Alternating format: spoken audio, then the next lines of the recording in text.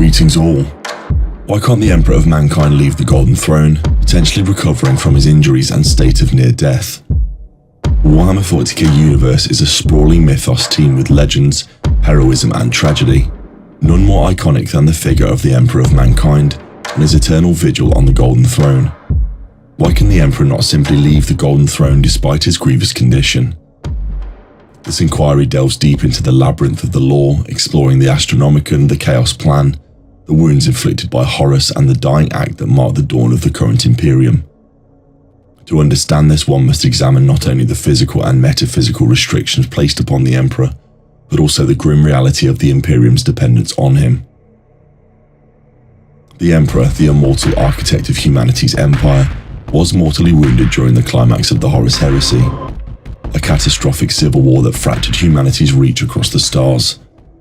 His primary adversary Horus, once the favoured son and war master, became corrupted by the Chaos Gods and led a rebellion that nearly tore the Imperium apart. The final confrontation was brutal and decisive. Horus's betrayal left the Emperor grievously wounded, on the verge of death. However, he was not allowed the solace of rest.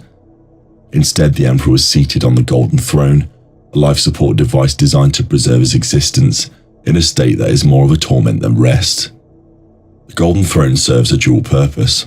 It stabilizes the Emperor's ravaged body and acts as a psychic beacon through which the Astronomicon flows. The Astronomicon is an essential psychic lighthouse that guides Imperial ships safely through the warp, the turbulent alternate dimension used for faster-than-light travel. This psychic beacon is necessary for interstellar navigation, maintaining the cohesion and function of the Imperium across countless worlds. Without it, humanity's empire would fragment and fall into chaos, as warp travel would become perilous and nearly impossible. The Emperor is the cornerstone upon which the Imperium stands. His sacrifice is its anchor, and yet his chains are his crucible.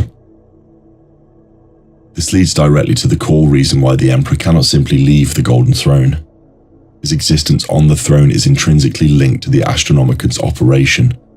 Should he abandon it, the psychic beacon would extinguish, dooming the Imperium to collapse into splintered factions, pernicious warp storms, and an inevitable demise under the unrelenting assault of Chaos forces.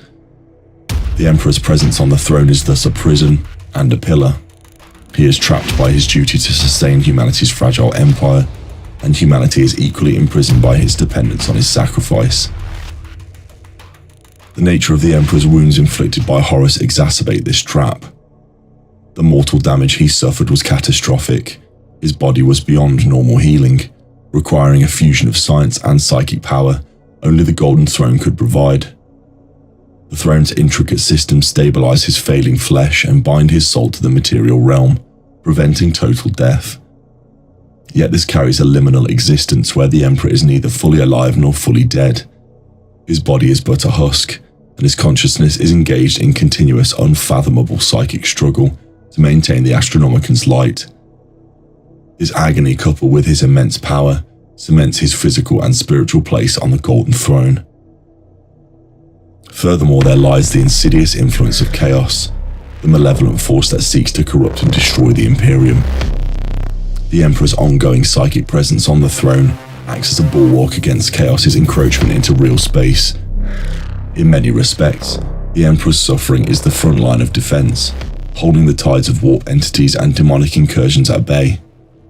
His withdrawal would not simply end the Astronomicon, but would unleash torrents of chaos energy that would rend the Imperium apart.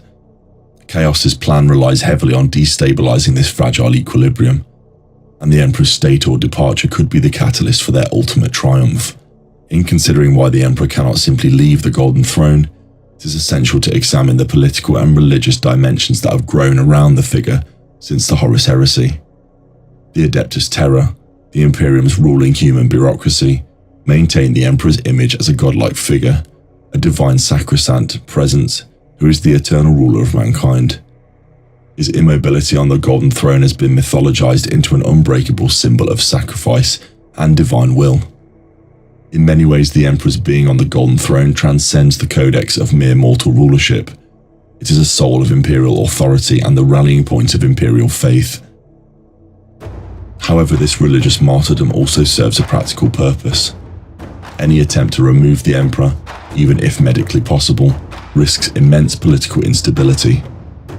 The Imperium's societal cohesion hinges on the mythos of the Emperor, and without him the Imperium's various factions and organizations might fracture and fall into internecine warfare. The Emperor's stasis ensures continuity in both spiritual and temporal realms. This paradox of sovereignty through immobility adds another layer to the complexity of why the Emperor cannot forsake the Golden Throne. Adding to this tragedy, there exists ongoing rituals and sacrifices performed to maintain the Golden Throne's power. The throne requires enormous psychic input, often at the expense of psykers who are sacrificed to sustain the Emperor's energies. This grim toll is necessary to keep the beacon alive, reinforcing the notion of the Emperor's position as one of perpetual suffering for the salvation of humanity. The machinery itself is ancient and arcane. Attempts to replicate or repair it have failed repeatedly, underscoring the uniqueness of the Emperor's relationship with the throne. The depth of the Emperor's sacrifice and eternal presence can be summarized by a haunting reflection from the lore. Even in death, the Emperor guards the Imperium, chained to the ruinous throne not by choice, but by duty. This binds the narrative of the Emperor's predicament tightly with the themes of duty, sacrifice, and the unyielding struggle against chaos that permeates the Warhammer 40,000 verse. In conclusion, the Emperor of Mankind cannot simply leave the Golden Throne, because he is the Imperium's psychic lighthouse, its anchor against chaos, and its symbol of unity. His mortal wounds sustained in combat with Horus necessitate the life-preserving technology of the throne, whilst his psychic presence fuels the Astronomicon, ensuring humanity's survival across the stars. His suffering is a sacrificial gambit, a never-ending vigil that prevents the Imperium's collapse, both physically and spiritually. In the grim darkness of the far future, the Emperor's imprisonment is a paradox, an eternal martyrdom that upholds the fragile hope of mankind amid the ceaseless darkness of the galaxy. This tragic stasis embodies the essence of the Warhammer 40K narrative: sacrifice, despair, and the indifferent majesty of a universe where even gods are bound by duty. The Golden Throne is not just a device, it is a crucible of humanity's fate, and upon it sits the Emperor, unable to rise or depart, a living symbol of the endless war against chaos and death.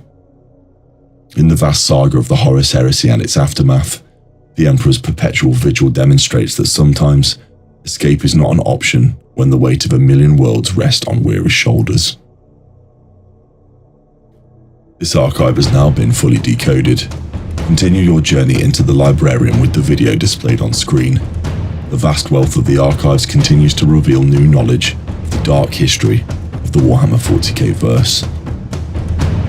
In the grim dark of the far future, there is only war.